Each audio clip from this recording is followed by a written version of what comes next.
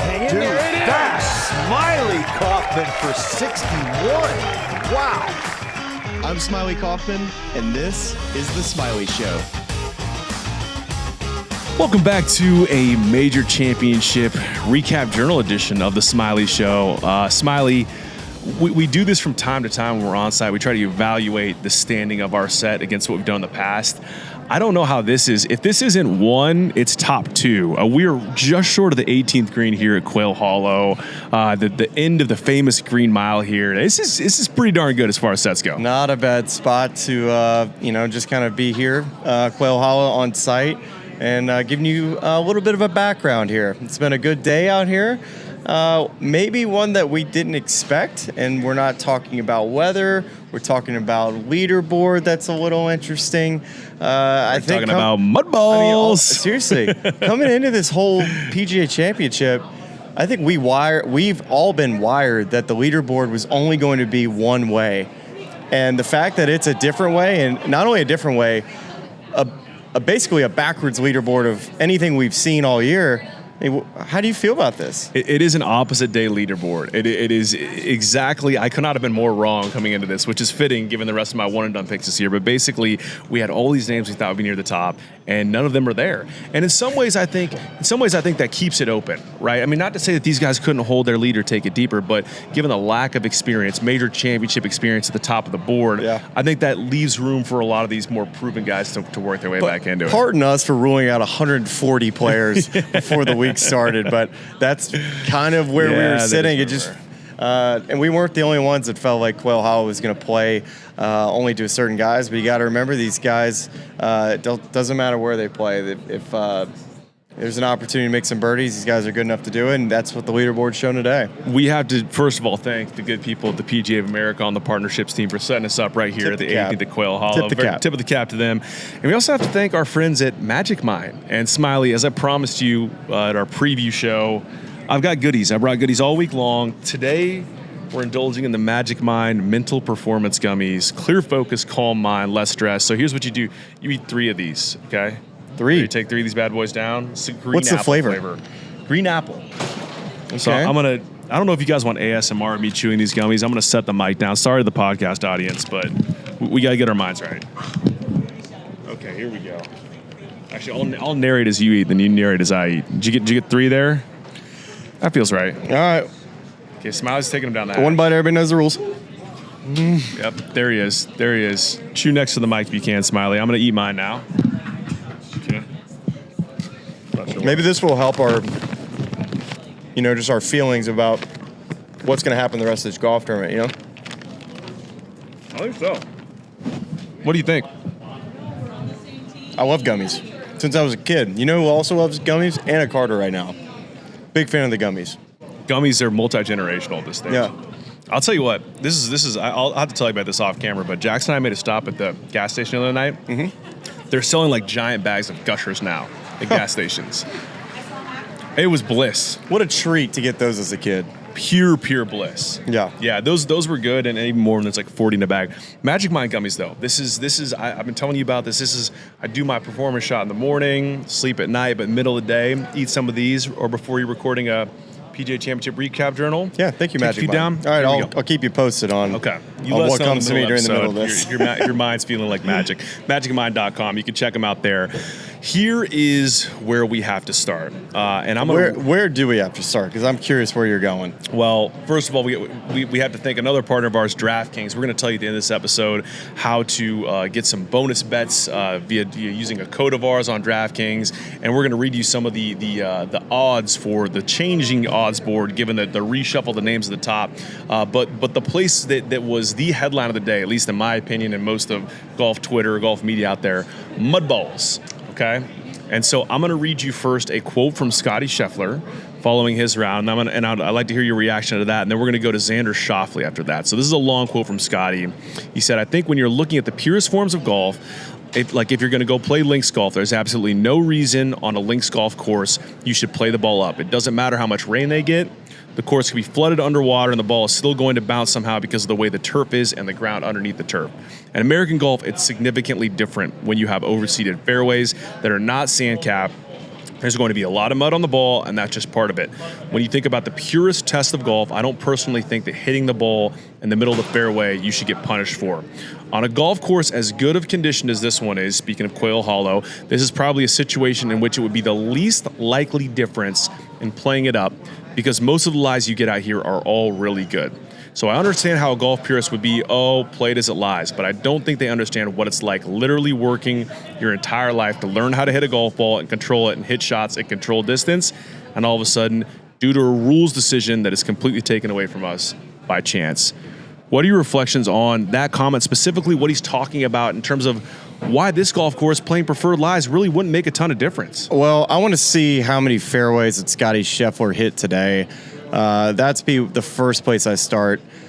He hit 10 out of 14 fairways, which is a really solid number for a player that driving distance wise, he's, in the top 10, 15% of distance off the tee.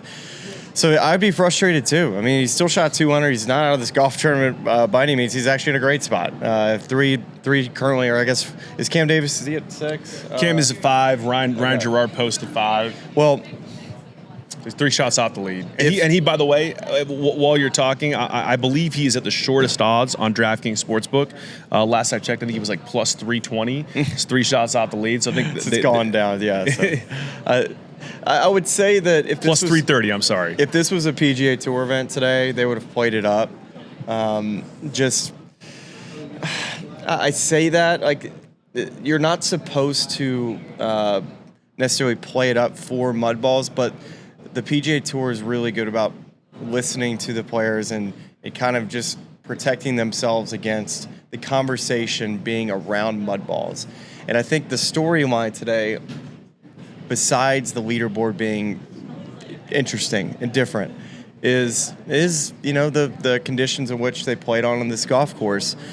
And I think that takes away from the event. I wish the conversations more so today would just be about, okay, the best players in the world and all the players in the top 10, top 20 didn't play great. Now, unfortunately, the conversation is, oh, the top 20 in the world didn't play well because of this, which, fair or not fair, everybody played.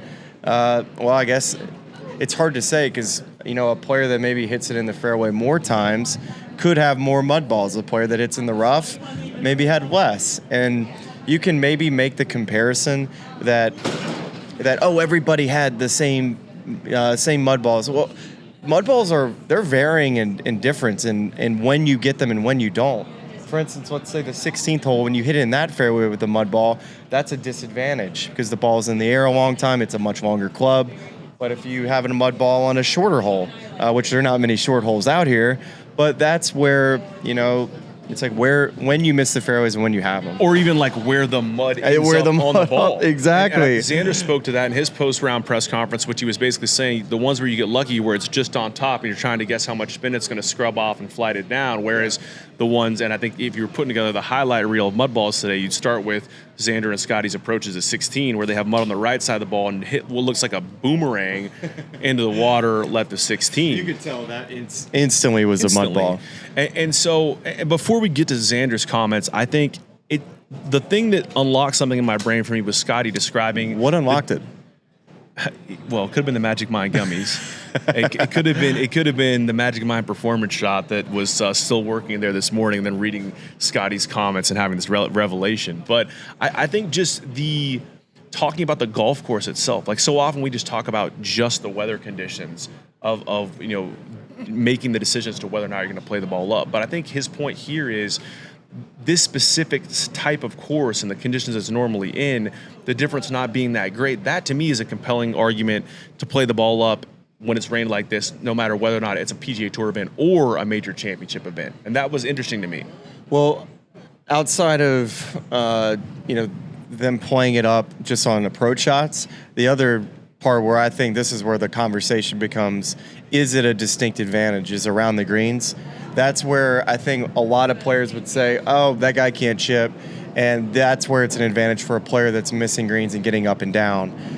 And two, players that are having really good days, I would say that it's, a whole lot easier when you have ball in hand around the greens versus when that ball's sitting down in a shakier lie. So I can understand arguments both ways on it, but coming from a player that has played on the PGA Tour, this is something that frustrated, not only like me, I hated getting mud balls. Nobody likes getting mud balls.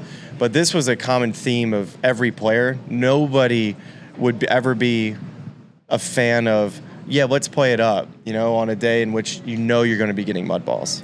The other comment I want to read to you, and this is the last mudball topic I'll give you before we move on to the leaderboard itself, is from Xander, just playing it forward a little bit. He said, the mudballs are going to get worse. They're going to get in that perfect cake zone to where it's kind of muddy underneath better. and then You'd almost picking would up rather mud on the rain way again. through. I mean, you just keep, I don't know, maybe you hit it a little bit lower off the tee, but then unfortunately the problem with hitting it low off the tee is the ball doesn't carry or roll anywhere, so then you sacrifice distance. It's a bit of a crapshoot. Can you just describe what he's talking about, that sort of cakey mud, and how that makes it that much harder for people who don't understand that at a tour level? It's it's almost like when you get sore, like when you have like a surgery or something, where that next day it doesn't necessarily feel that bad, but then the following day after that, it's brutal. You're like, wow, I can't believe Jackson's wisdom teeth. Exactly. Topical, yeah. That's a maybe not the perfect example, but when it comes to fairways and heavy rains, really, if they would have played, yesterday when it was really, really damp, the ball is skipping a little bit more, and you're playing more as it's rolling. The right? ball's much more wet than it is caking with mud. But when they got the mowers on them, which apparently they mowed them last night, that grass gets a little tighter, and the soil is so much more. I'm not like the best guy to explain all this, but you would think that it makes sense, though. Damp soil, it's going to be definitely caking up golf balls, and it just gets worse the more they cut these things. They just got to continue to dry out, and I don't think they're going to dry out.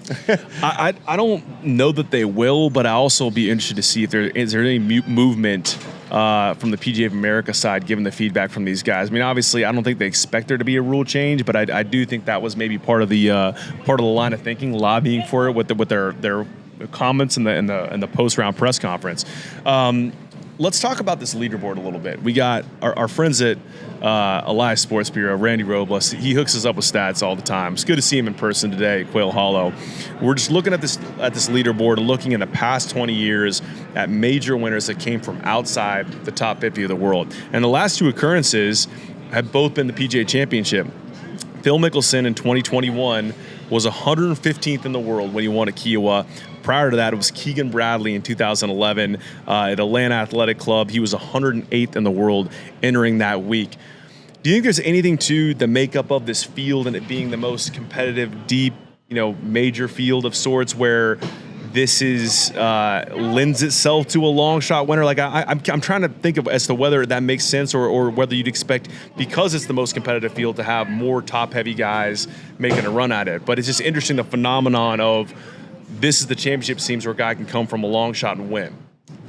Well, let's just think about the Wells Fargo.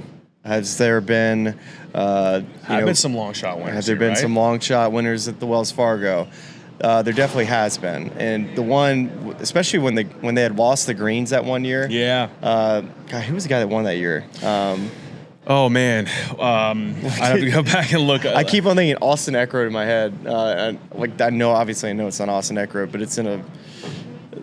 Gosh, that's gonna kill me. Anyways, you keep going. I'm gonna pull it. Ricky got his first big win here. He had been trying to get that dub, and that was a big win for him, going up against Roars. Is it James Hahn or Derek Ernst? It's Derek Ernst. Yeah, James Hahn. 2013. That's a good one. Yeah, that's another one. Yeah, you got some long shots here.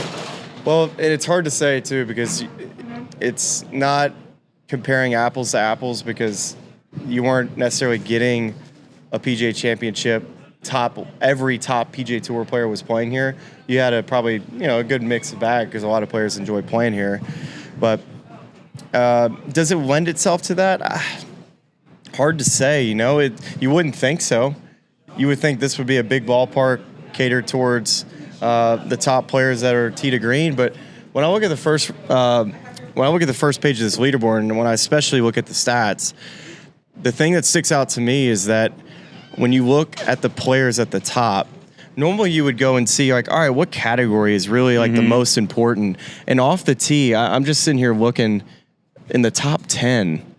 There's only one person that's in the top 20 in the off the tee stat, which typically you would have said leading into this week. That would have been important. But really, what I see, Gerardo's ball striking today. It's all putting. It's putting. Wow. I mean, to me, it's the putting and the iron game right now. It's kind of showing out. Well, and do you think that the putting stat indicates more of guys needing to kind of get up and down after missing greens with mud balls and just, kind of getting, depending on, because I thought it was interesting. Luke Donald talking to Marty Smith after his round said that he didn't hit a ton of greens today. I think he might have only hit 9 greens today in regulation. Who? But Luke Donald. Yeah. But that his misses were on the correct side. Played smart. No bogeys. Yeah. And so maybe that putting stat reflects, getting up he and had down, making some mid-range. nine greens, man. He was 9 of 9 scrambling. I mean, that's one way to get it done. He's a 4-under. But I think it's just a little bit opposite of maybe what we were expecting. And I think the reasoning or why the scores are the way they are, when you have such a long golf course, immediately shots are going to be played from further away. So your proximity to the hole, when you talk about a 125-yard shot, you would say maybe the leader in that category on the PGA Tour is somewhere around 18 to 20 feet would probably be the leader. But when you back that thing up to where I would say today, maybe the average distance you have into a green, I would say probably is maybe around 180 to 185. Like that's a high number for the PGA Tour. And especially with the golf ball not going very far, now you're starting to get that prox number for the leader today is probably close to 30 to 33 feet would probably be the leader.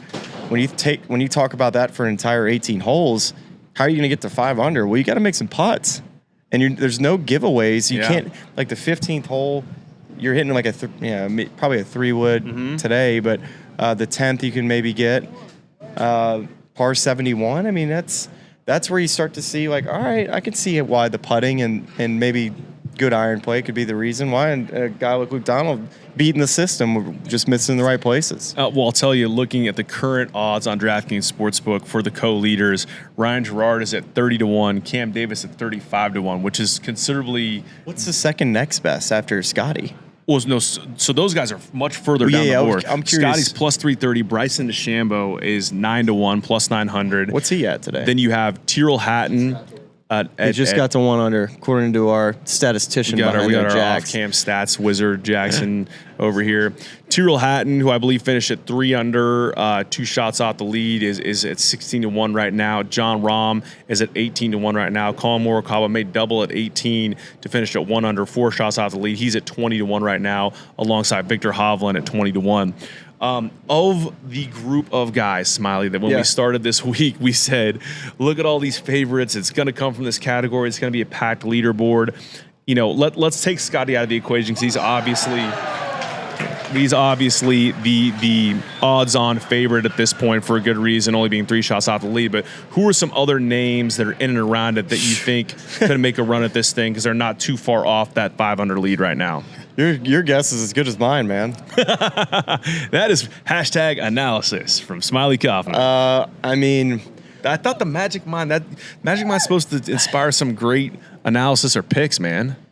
I mean, Ryan Gerard's stats are dirty. I mean, gaining 3. Tar Heel, by the way. He gained 3 strokes approach to the green. That's a really strong statistic. The one that stuck out really is, Nico Echeverria gained 5.3 shots today into the greens. That's silly. Good? Bryson drove it really well today, allegedly off the tee. He's 4th in that category. So you got to like Bryson. Rasmus hits it far. Dude, it's a crapshoot. It's wild. I think Alex Noren's been hurt. He's another guy up there. JT Poston. Like, a lot of these guys up at the top of the leaderboard that I see are going to need some really continue to putt well. How about Rye guys? T3 at 4 under. Yeah, let me just go quickly through these like top 10 of like what to expect out of these guys. Love that. Gerard's a dog, stripes it. Hasn't had necessarily the breaks to go his way this year. Like, I think his best finish is Valero. He finished 2nd. But a lot of just like middle of the pack finishes. Cam Davis is a striper of the golf ball, hits it far enough. Played a President's Cup here. That's right. That team. Yeah, a little bit of experience here. Was on that team. Good ballpark for him. Luke Donald, I mean, stars are going to have to align. They're going to have to align. How about Luke being at 4 under, and I believe Keegan is at 3 under? There was another great stat on that I got to pull. That just the last time, I think the last time the 2 sitting Ryder Cup captains were in and around the lead at a major championship was like 1937, maybe it was. Yeah. Yeah, so that's a fun storyline, a little throwback. I love that. Maybe throw those 2 out on Sunday and just let them duke it out for their own little trophy. All right, so Ryan Fox, Alan Smylie, Steven Yeager. Foxy coming off a win, so that's maybe just riding the momentum, but he also has played well this season. Alex Smylie stripes the absolute heck out of the golf ball. Last guy into the field after the withdrawal of Sahith Theegala. I was honestly surprised he wasn't in the field already. And then Steven Yeager, a guy that I wish we would have talked more about as a potential player to be on the European Ryder Cup team, but he smashes the ball off the tee, doesn't care where it goes, perfect place for that, and can get a hot putter and is not scared to play aggressively, and that's a good week for that. And then Rye Guys, we need to get some support. Why do I like Aaron Rye this week? It's because he has the cheat code for the mud ball off the tee. He can skim it out there. Mud ball cheat code. And then like skipping a rock. And then what do you think? There's a second driver he carry in his bag off the deck. Is that conducive to wiping mud off? I mean, honestly, you can kind of compare this place a little bit to Vedanta. Seriously, it's similar distances you're going to have into the green. Now the playing surface is obviously different and much more challenging, I would say, shots. Trouble lurking more here. But hey. So let me tell you this to kind of just wrap today's recap episode. Knowing that it's still kind of wide open. We have some guys in and around it, but if you're in position, you're a few shots off the lead, and you're going back, and you had a couple tough mud balls today. Mud ball is your game like? How would you be changing your game plan if you were playing this major championship tomorrow to try to make sure you both make the cut and are in and around it to make a run on the weekend? Yeah, I mean, there's top 70 in ties make the cut, which is what it used to be on the PGA Tour. That's if you just do the math, that means tomorrow the cut will be at 2 over. So I think just the stars that today didn't have a great day. I think we got to start with Rory McIlroy shooting 3 over par 74. He's going to need a bounce back day tomorrow in the afternoon. So that maybe it's more of an advantage to play in the afternoon, which is drier at that point, but cakier mud though. It could be more dried out. So who knows at this point? Yeah. But it's so hard to predict. You're going to have a day in which you get hot with the putter. I think that's going to continue to be the trend until the weekend comes around, where maybe these guys off of the tee with distance have a little bit more of an advantage. But as of right now, it's about, if you hit in the rough, it could be just as much of an advantage as being in the fairway. It'll be very interesting. That is our official show stance after day 1 of the PGA Championship. Who knows? It's anyone's guess. So it's been a lot of fun being here. We're excited to be here right next to the 18th green at Quail Hollow for the next 2 days for these recap journals. I guess one quick question for you. Send us out with some last thoughts. One quick question for you on this is, who would you say in the pack of players that you would say are in the elite status, guys we talk about a lot, who do you feel like is over par now that you think has or is best positioned to maybe have 54 holes in front of them? Not just tomorrow, but just 54 holes in front of them where you think they're not in a bad spot. They didn't shoot themselves out of it. That can potentially win this championship. I mean, if we're just starting over par, the first 2 names that pop to me are Xander at 1 over, who obviously was frustrated with the way the course played today and the mud balls he got, but is right there in position. You also have Wyndham Clark at 1 over, who has won here before. It's such a fine line because these guys are got to make sure they make the cut tomorrow too. That's right. They got to get off to a good start.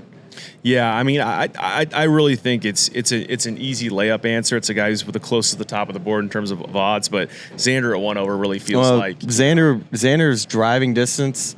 He was 7th today with 321 off the tee. And his prox was really good. Hit 13 greens. Hitting 13 greens around this place, that ain't normally a 1 over par score for Xander. Yeah.